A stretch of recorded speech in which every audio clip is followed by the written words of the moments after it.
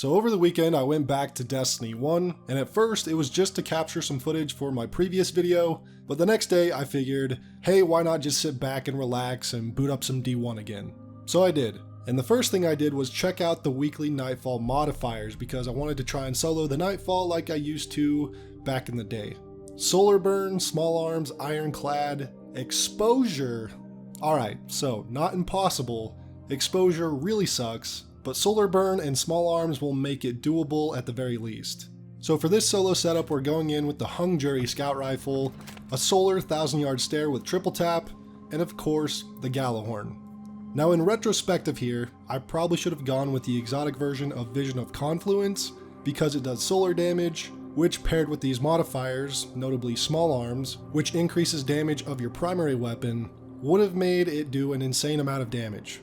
But I just completely spaced that idea, so for now, this is all we've got for our loadout. And now that we've got it all set up, I think we're ready to get into the Nightfall.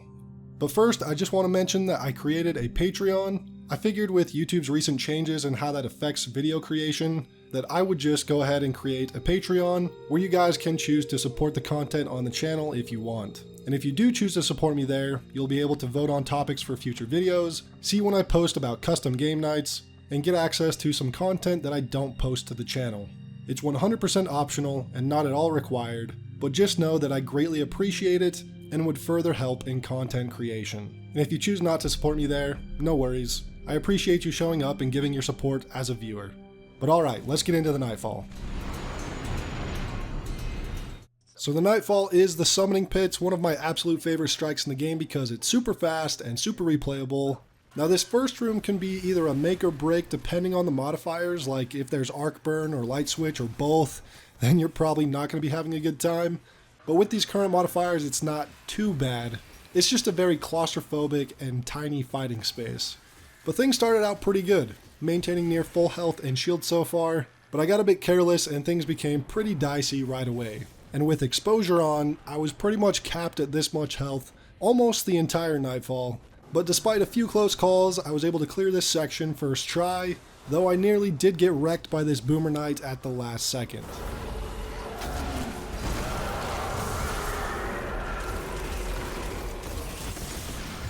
Okay, it is done.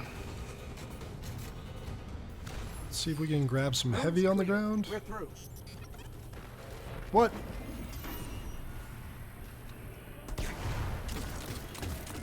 Oh shit, dude. Almost wrecked my run. And because of Exposure, it means peeking things like this Ogre is instantly a lot more risky because their burst damage is actually pretty insane. But no sweat, it's on to the next section, and this room has an insane amount of ads to clear, and we gotta get all of them to progress, so I took things pretty slow.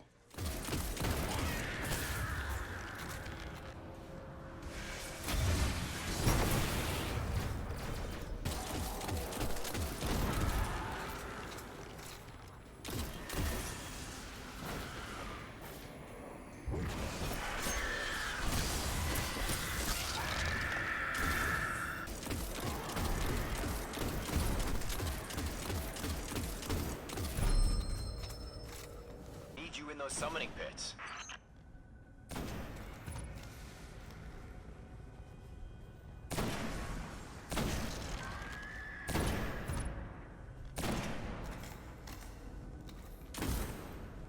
Now this plan ended up working great because as I was taking my time with it and avoiding damage at all costs, it allowed for my shields to regenerate back up to at least a decent level.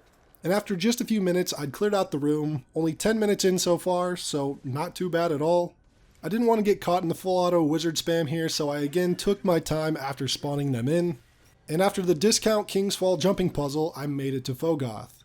Now I was not prepared in the slightest on how to tackle this room, so I just went with instincts right away, and my first thought was just to clear out as many ads as possible before targeting Phogoth.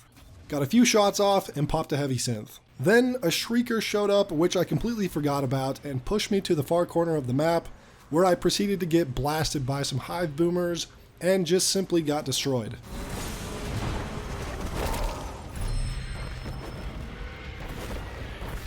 So first attempt on Phogoth did not go so well.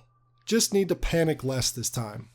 I decided to ensure I clear out all the knights in the arena right away this time so that once the Shrieker spawns in again and likely pushes me to the corners of the map, I won't get shredded by the boomers. But after clearing the knights, I just decided to post up at the top and see if this could be a decent option to take on Phogoth.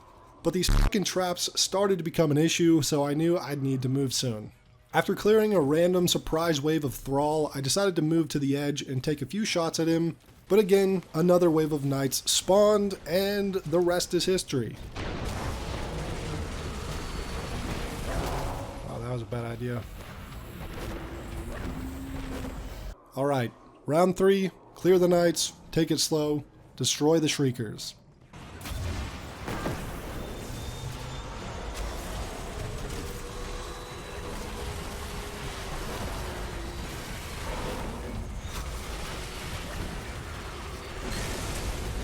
After almost getting demolished by the Shriekers' Liam Neesons, things were going okay for a minute, but then it all turned bad pretty fast once again.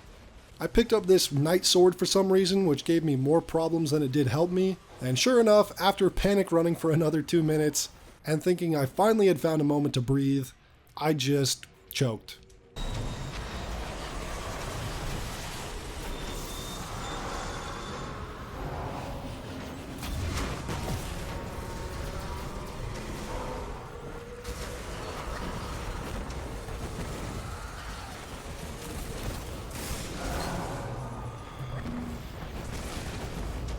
This is gonna be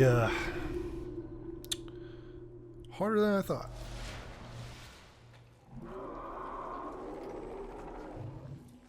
After a few more failed attempts and losing the possibility of a time bonus, I finally found a strategy that just might work. Step 1, clear the knights. Step 2, find a cheeky spot. Step 3, profit. Look, I know this spot is cheesy as hell, but it feels especially fitting to bring Phogoth down with a strategy like this. I mean, in year 1 of D1, there were all kinds of cheese strategies to beat this dude on Nightfalls, like getting under the map and hitting him with armor-piercing round weapons. That one I remember in particular. And while this spot isn't a glitch or anything, it did bring me back to the good old days of year 1 when we would just set up in some crazy advantageous position to take down Nightfall bosses. So I just thought that this was pretty fitting overall.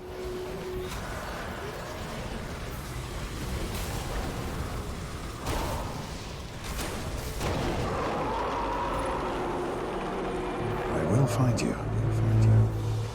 And I will kill you. One less abomination we have to worry about. I will kill you. I will find you. I will find you. I will kill you. I will kill you. I will kill you. Phogoth is probably the most intimidating boss in the game, the way he shakes your screen and the amount of damage his eye blast does. It's pretty intense, man. But we got the solo clear down, so let's see what we get. Of course, it was an awful sidearm, but we did still pull the strike chest and it went to the postmaster, so let's see what we got. Unfortunately, we didn't get the glove drop like I was hoping, but we did get the Devil's Dawn, which is a great sniper rifle, but I've already got one, and definitely wanted to bag a good roll on the gloves instead, but that's alright. I've also got some Treasure of Ages to open, as well as a few exotic and legendary engrams, so let's get to opening those. First up is Rahul, who gives me mostly average loot drops for the legendary armor at least, not any standout high rolls or anything like that. The exotic boots were decent, but Frosties aren't my go-to since Bones of Ao exists. The weapons were also pretty mid, Conspiracy Theory being yet again another weapon to add to my Exhumed collection, but this Teacup Tempest is alright, I guess, for PvP. As for the Treasure of Ages, we got an ornament for Icebreaker and the Jazz Hands emote, so I guess better than most for these loot boxes. But that's going to be it for this video, guys. Hope you enjoyed this one. If you did, be sure to leave a like and subscribe for more Destiny content, and I'll see you all in the next one.